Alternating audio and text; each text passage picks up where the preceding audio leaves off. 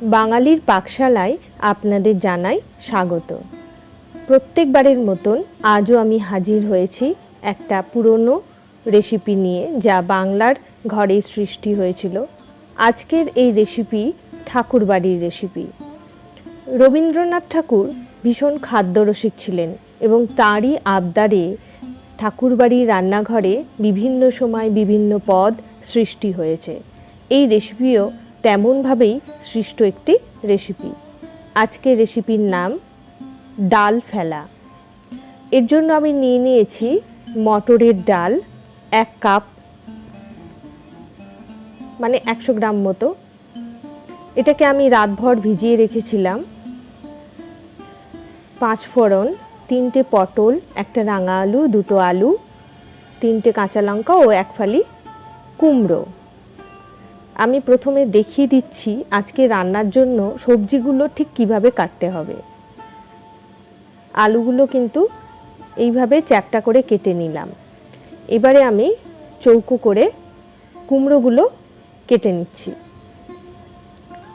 আলু কুমড়ো কাটার পরে এই সাইজের যে পটল নিয়েছি সেই পটলগুলোকে 3টে টুকরোই আমি করব। যদি বড় হয় এর থেকে তাহলে আপনারা আরেকটা টুকরো করতে পারেন।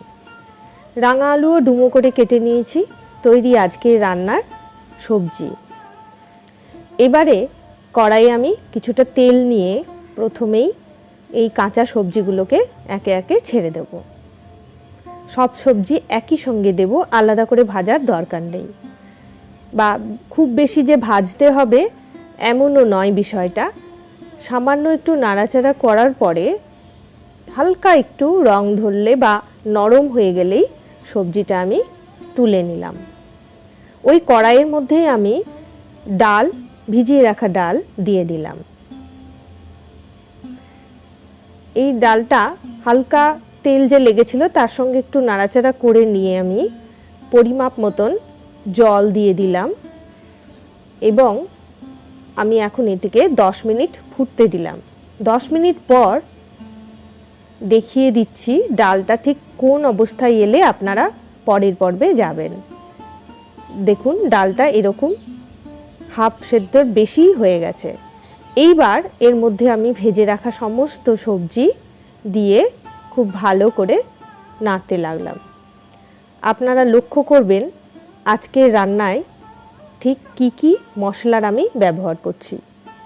দিয়ে দিলাম লবণ, সামান্য চিনি, কাঁচা লঙ্কাও দিয়ে দিলাম। লঙ্কাগুলো আমি মাঝখান থেকে চিড়ে নিয়েছি, আর প্রয়োজনীয় হলুদ। হালকা নাড়াচাড়া করে এবার আমি আরও বেশি জল দিয়ে ঢাকা দিয়ে দিলাম ফুটে ওঠা পর্যন্ত। মাঝখানে আমি একটু খুলে আদা দিয়ে দিলাম। প্রায়